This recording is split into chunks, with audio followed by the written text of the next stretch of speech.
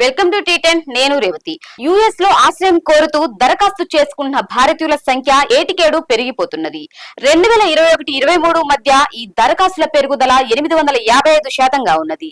US department of హౌల్యాండ్ security సమాచారం ఈ విషయాన్ని వెల్లడిస్తున్నది.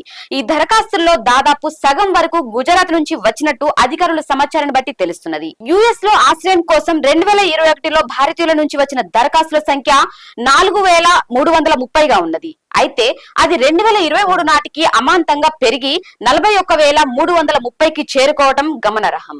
పీడన, హింస, అల్లర్లు కారణమేదైనా స్వంత దేశాన్ని విడిచి రక్షణ కోరుతూ ఇతర దేశాల్లో ప్రజలు ఆశ్రయాన్ని పొందుతారు. అయితే ఇందులో నిశ్చయాత్మకమైనవి, నిర్ణయాత్మకమైనవి ఉన్నాయి. అమెరికాలో ఆశ్రయం కోరే భారతీయులకు సంబంధించి 2023లో నిశ్చయాత్మక ఆశ్రయ కేసుల సంఖ్య 13,030 కాగా రక్షణాత్మక కేసులు 28,300గా ఉన్నాయి. యుఎస్ లో రక్షణాత్మక ఆశ్రయాన్ని కోరుతున్న జాతీయుల్లో వెనిజులా, క్యూబా, కొలంబియా, నికరాగ్వే తర్వాత భారత్ 5వ స్థానంలో ఉన్నది. యుఎస్ లో ఆశ్రయం కోసం దరఖాస్తు చేసుకున్న వారిలో 2021లో 700 మందికి అనుమతి లభించగా 2023 నాటికి అది 2,710కి చేరుకున్నది.